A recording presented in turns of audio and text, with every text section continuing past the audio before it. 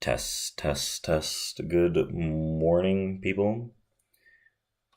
Let's see if this is cooking. I tried to, start a little earlier today because, again, using a different stream kind of software here, OBS. So I wanna make sure everything is good to go. So, hope you're all doing good. Welcome. It is Thursday. No, that's not Thursday. It's Tuesday, October 17th. It is bright and early in the morning. It's 9 a.m. Eastern about. Hope everyone is doing well. Welcome to our channel at TRADEPRO Academy. And today we got some news to talk about, right? I'm trying out this new type of streaming here so you guys can see the screen and see what I'd be talking about when it comes down to the plan, which we're going to talk about at the end of this session. Excuse me. So, first and foremost, right, and there's a few things to mention as the earnings season is kicking off here. We had more earnings this morning. We started off with banks again, right? Bank earnings are the first ones to come about, and we've seen that even Goldman Sachs reported today. I'll run through some of the figures of the Goldman Sachs, but hasn't necessarily seen too much movement. I think Goldman Sachs is fairly flat, right? Banks had surprised to the upside in terms of earnings beats. They got faded on Friday, the ones that came out like JP Morgan and whatnot. But a lot of experts believe that companies will beat expectations given the low bars set by analysts in the backdrop of the still high interest rate environment and slowing demand. So I'm seeing plenty of caution in outlooks ahead of the earnings season, and the bar seems to be set pretty low. This is what Fear and Greed Trader from Investment Group, right, a leader said. We have LSEG's Refinitiv expects overall Q3 earnings for the S&P 500 companies to increase 1.3% year over year. While the relatively small growth, it would mark the first increase after 3 quarters of flat or declining profits. Growth expectations in 2023 are 2.3%, the lowest we've seen since 2020, said an analyst, noting that Q3 is expected to be a smaller contributor, while Q4 will likely see growth of 10.8%, which is what I've been seeing in general as a growth trend, especially on Bloomberg, that Q3 is relatively flat, and then we're going to see that next expansion. Hold on, let me see 1 second here. What am I doing? I got a few trades on. And then we'll see the next expansion here into the next quarter, meaning that into the beginning of 2024, we're going to see the Q4 earnings come out and expect to be higher than pretty strong growth, which will put some upside pressure in this market. On the other hand, right, analysts tracked by Bloomberg Intelligence are expecting S&P Q3 earnings to dip 0.8%, while Q4 to rebound 6.2%. So obviously, a lot of analysts have different expectations. Not everyone's looking at the exact same things with the exact same expectations, exact same inputs. But generally speaking, we'll see how that guidance flows. To be relatively flat in this quarter in terms of earnings, to be expected. But as it stands right now, we still have a lot of earnings to see, right? Goldman Sachs, I think it's pretty flat here pre-market. What else do we have? We have Tesla that's coming out tomorrow. Netflix is coming out tomorrow. And then next week we have big tech, so that's something to consider.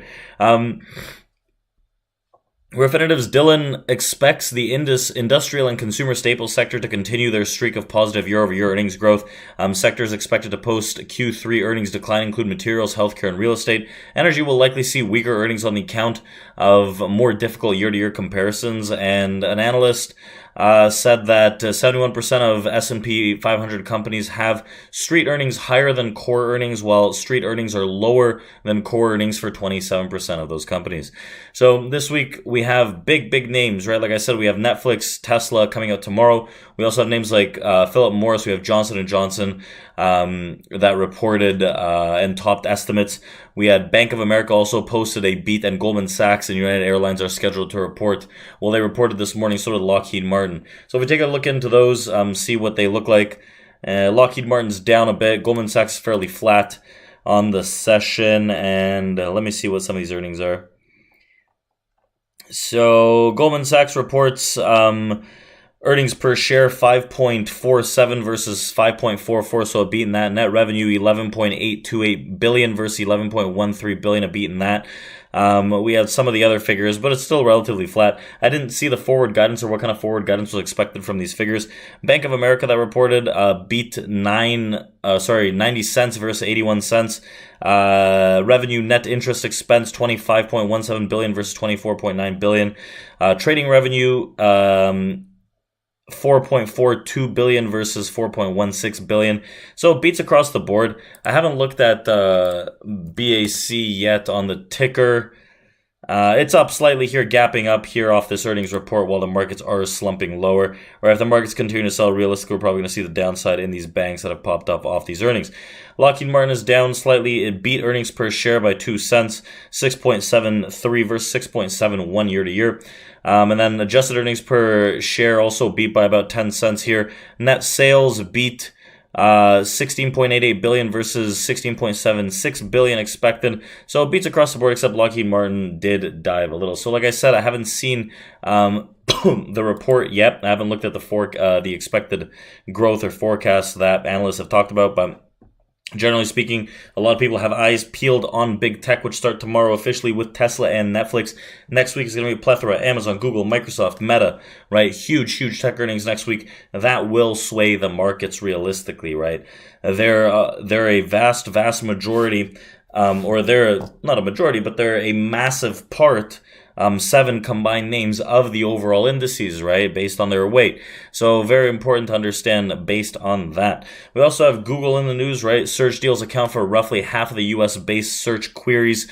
A government witness said during a hearing for a landmark antitrust trial that the tech giant is facing the power of the defaults is very significant, said Massachusetts Institute of Technology, MIT, Professor Michael Winston, who was hired by the Department of Justice to provide analysis for its case that Google's deal are anti-competitive, while claiming that Google's deals block out rivals such as Microsoft, DuckDuckGo from up to 50% of all of US-based searches. So Winston said another 20% of all domestic searches are made via Google Chrome. Earlier in the case, Microsoft CEO also warned of Google's monopoly and flagged the risk of AI cementing its lead. Now, realistically, Google hasn't, excuse me, amidst all this news, Google hasn't really done too much to realistically drop in that, right? Google's still very strong. I think it's on the highs of the year, if not the very recent highs of the year. The last news event thing that I did want to talk about, the last piece of news before we take a look at these markets, is the Federal Reserve speakers this week. I got to open up my phone because I got these speakers here. Insane. A plethora of speakers, right? Yesterday alone, we had Harker talking twice at the beginning and at the end of the day.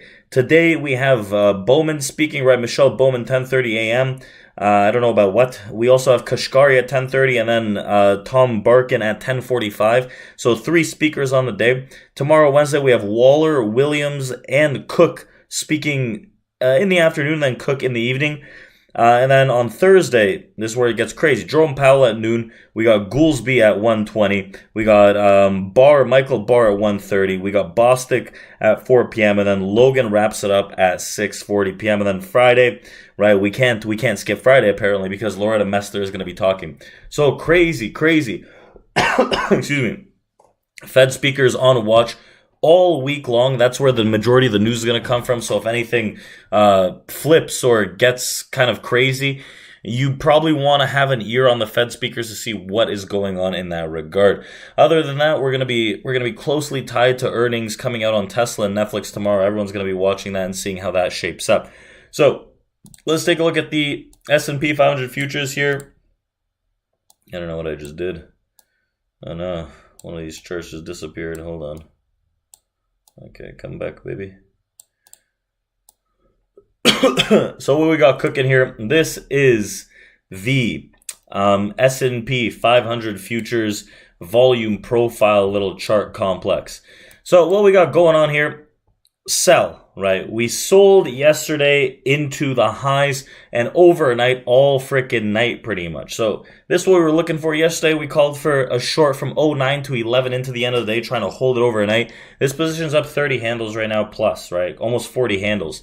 So the way I see this is we had a P shape yesterday that shaped up on the volume profile. We had to clear some of the auction to the downside. Generally speaking, these are criteria that allow for prices to drop. We're looking at these big distributions, a shitload of volume at the tops here. The second we started breaking this 95 area, low 90s, right, 93, 95, it was just constant sell, right? This what accepts the distribution to the downside that allows us to actually put a sell into this market. So right now, what we're looking at, there is a key support into the high 60s, low 70s. That's the first area to watch. We're below the low mid 80 large volume that went bid yesterday. So those areas are going to be shortable by the sellers. I wouldn't imagine that it would be out of this question, out of this world to see some kind of a buy stop run, meaning some profit taking off the open to pop us into those mid low 80s.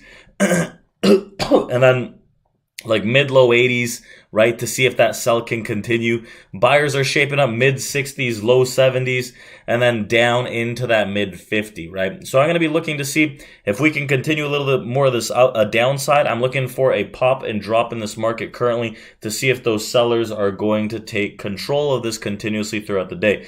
There's pretty thick volume on the overnight session. There's no really low volume to clear up before we can see that downside momentum move, but the pop and drop is what I'm looking for today. Some buyers, right, I'll be very cautious around those mid-60s. You can see we have this naked POC that sticks out here, a shitload of volume from the Sunday overnight session at that area. So I'd imagine they're going to want to defend the region fairly well. So keep that in mind. Let's do this again tomorrow.